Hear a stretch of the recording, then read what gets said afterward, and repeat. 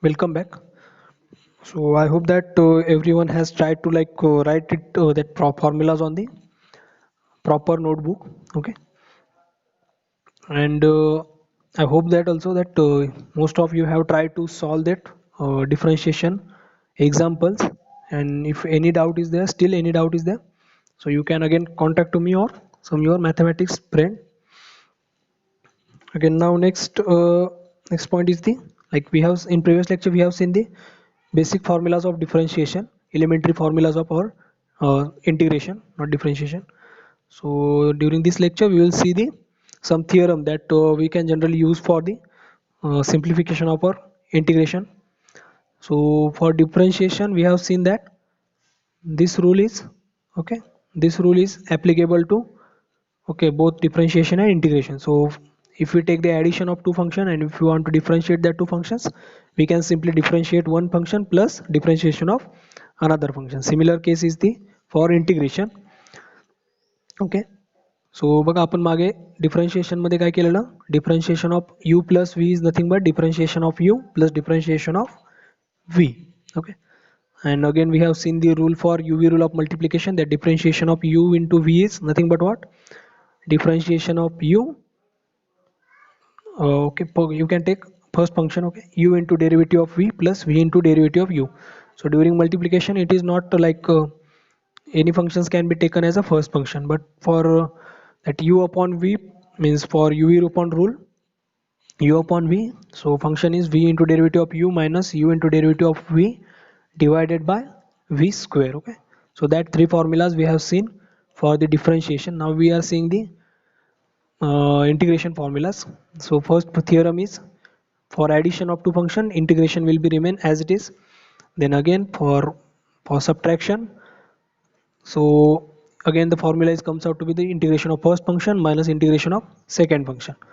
Now consider the third theorem, that is if suppose there is a constant, the constant is there, then we need to take that constant outside. Okay, we need to take that constant outside and we need to integrate that whole function. Okay, so here okay we can see that there is a constant which is taken outside the integration and we will integrate the function with respect to x, okay, with respect to given variable.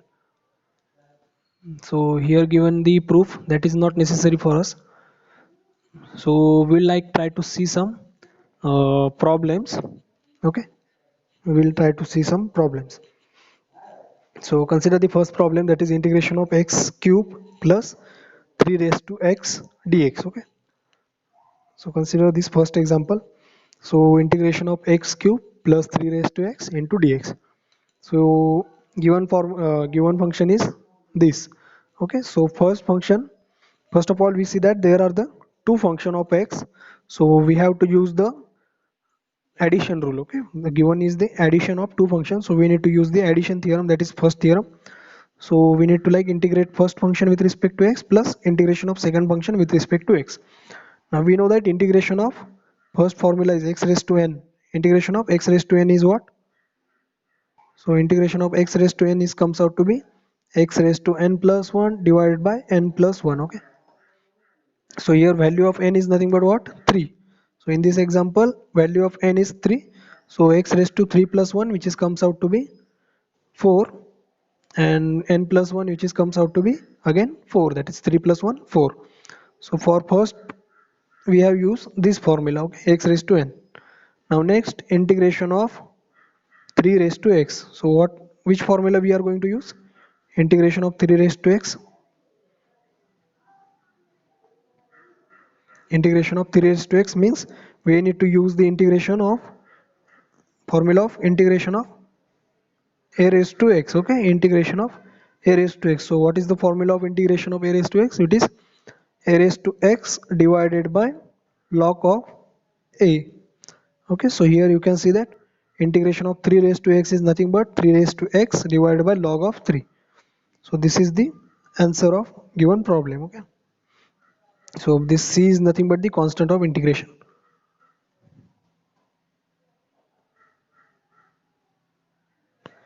Now consider the next problem, that is problem number 2. So here again we see that there are the three functions, but the addition of that three functions is given. Okay, so first of all we need to use the first theorem of integration, that is addition of three functions. Integration of addition of three function is nothing but the integration of each function, and we need to add that three functions. So consider this.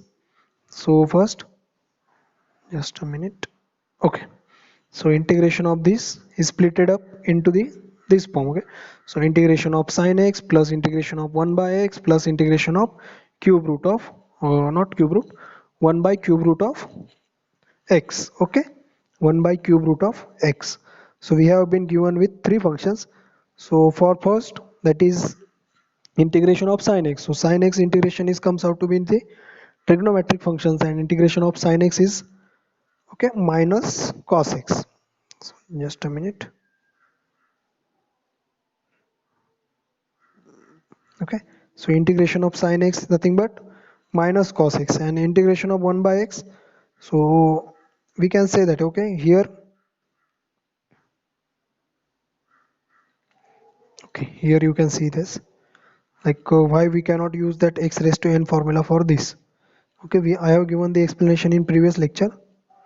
Okay, so consider this and this, so we can simplify this these two in the form of linear. Okay, linear function, like 1 by x is nothing but what, x raised to minus 1, and 1 by cube root of x is nothing but what, x raised to minus 1 by 3. Okay, cube root is nothing but what, cube root is nothing but x raised to 1 by 3, but it is given in the denominator, so we need to put the minus sign here. Okay, so this is comes out to be x raised to minus 1 by 3, so it is simplified. But here you can see that they have not simplified that 1 by x. Reason is that what, we cannot use that formula of x raised to n plus 1 upon n plus 1, because n is minus 1, and we have seen that there is an exception for that minus 1 case. So for that integration of 1 by x, the formula is log x plus integration of this x raised to minus 1 by 3 is what, x raised to minus 1 by 3 plus 1 divided by minus 1 by 3 plus 1. So how will you solve this minus 1 by 3 plus 1? So I'll tell you this. Okay, but for this example only I am simplifying this. So further, if you come across this type of that addition or subtraction or multiplication, then you should also try to follow same method. Okay, so here you can see that we can only add two numbers if their bases are same. Okay, so what do you mean by base, or what do you mean by the denominator? So the given number is divided by something. Okay, divided by something, but if those two numbers are same, then only we can add these two numbers. Okay, 2 plus 2 by 1. Okay, so commonly we can say that, so 1 plus 1 is 2, or in another way we can write 1 plus 1 divided by 1. This is also 2 by 1. Okay, but suppose I am given the two numbers having different denominator, then I cannot directly add the two number. Okay, so for that purpose I need to first make the denominator equal. Okay, so for that I need to cross multiply, so I again get the 1 plus, I need to cross multiply here, so 1 plus 2 divided by 2, that is comes out to be 3 by 2. Okay, so here what will be the change? So first, minus 1 by 3 as it is, minus minus 1 by 3 as it is, plus 1. Okay, so for taking the or making denominators equal, what we can do,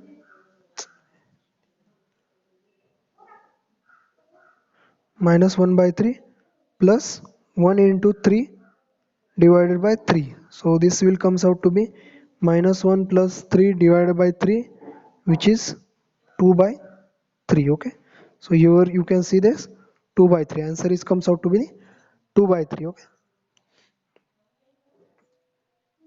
so next is the integration of, okay, that square root of x plus 1 divided by x plus square root of x. So here they have first try to simplify the given integration.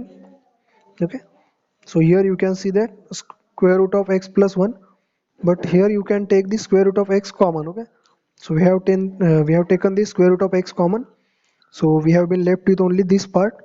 So this is, and this common factor get cancelled out, so we have been left with only square root of 1 by square root of x. And what is the integration of 1 by square root of x? So you can say that square root of x is nothing but what, x raised to 1 by 2, but it is in the denominator, so it is becomes out to be minus 1 by 2. And if we use the formula of x raised to n plus 1 upon n plus 1, and put n as the 1 by 2, not 1 by 2, minus 1 by 2, then only you can get the formula answer as this. Okay, 2 into 1 by root 2x. Okay,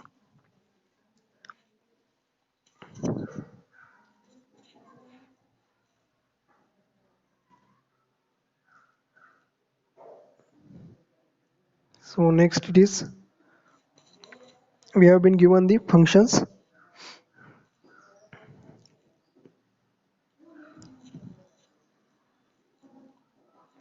Okay, here, so we have given the logarithmic as well as linear function or the polynomial function. So here we have applied the rule of logarithmic. Okay, logarithms rule we have applied. So this 4 into log of x is, we can also write it as the log into x raised to 4. Okay, log into x raised to 4. Also this 5 into log x can be written as log into x raised to 5. And again we know that if given log having the base same as the exponential. Okay, so for this simplification we have used this formula. Okay, so here you can see this.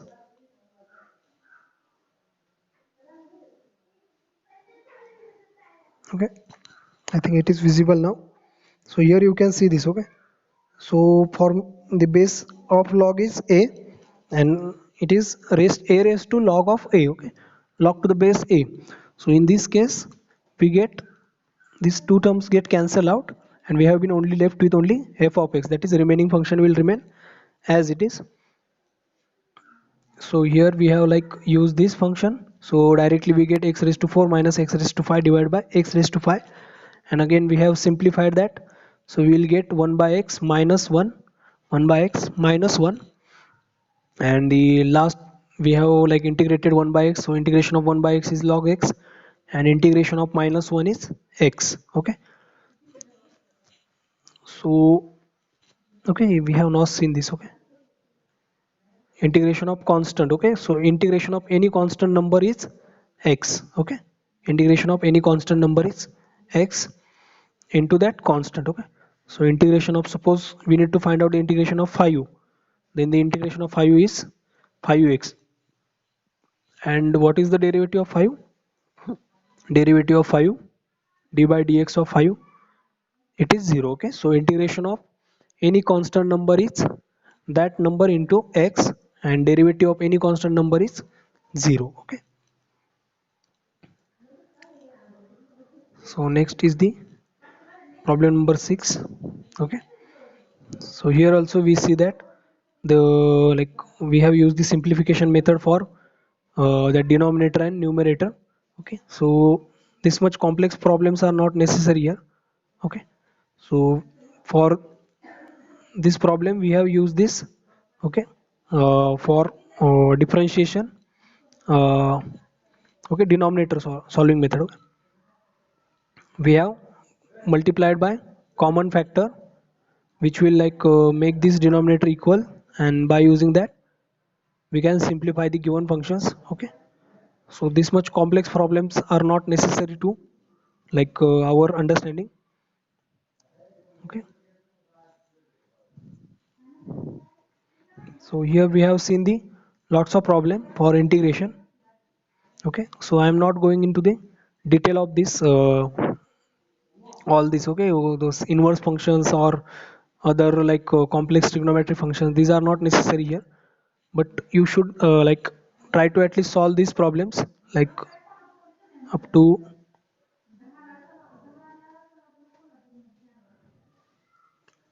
say here, okay. This type of problems exponential up to here, and sometime we can use, okay, this type of problems, okay, here. So we have using this type of problems in our wave function solving. So we will see this problem. So we know that's trigonometric simplification, okay. So during first lecture I have told you about this, okay. So we need to have the like for the sine or cos 2 theta or sine 2 theta, so we have given the various functions for the various trigonometric functions.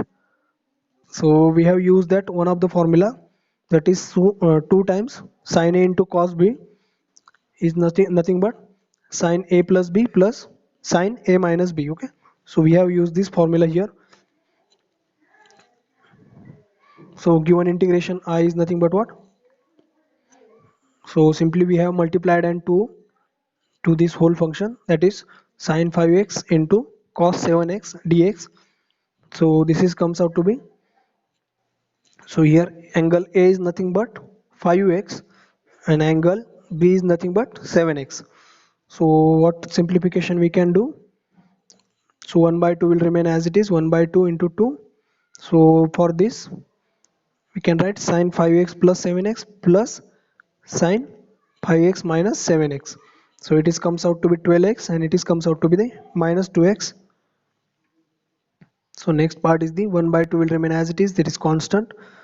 Next sine 12x is there, and integration of sine 12x we have next try to find out that.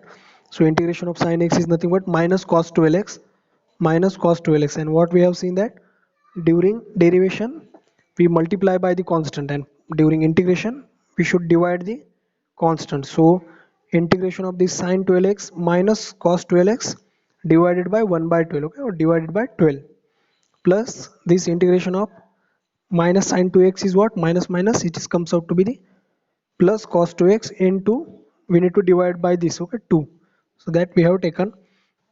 So again for simplification we have multiplied by 2 to whole equation, that is comes out to be minus 1 by 24 plus 1 by 4 into cos 2x, okay. So these examples are like not that much difficult, but what if you want to like directly solve these, okay, it is not like you can get the any formula for solving this. So what we need to do, we need to simplify this by using our basic trigonometric functions, okay. And sometime this trigonometric simplification is given to you or sometime it is not given, okay. So most of these wave functions or harmonic oscillators we use this type of formulas, cos 2x or sin 2x theta, okay. So there you should remember that first trigonometric simplification formulas, okay. So this higher order problems are not there for our like physical chemistry.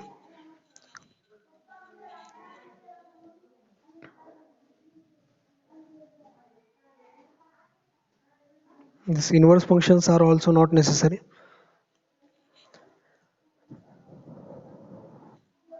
So I guess out of this exercise you can at least try to solve this first, okay, first problem, means these first examples given in the first question, okay.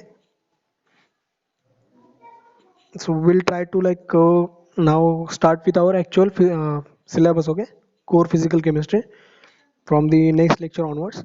So if you find like any doubts in the mathematics, please let me know, because like we are like given at least 5 lectures for this mathematics only, okay. And if like at least try to practice daily, okay, these problems can be solved daily. And I think I have given the link for you that our book, okay, NCERT books are there. So from that books you will get lots of problem. So try to solve that problems and get it checked by some mathematics friend. Okay, thank you.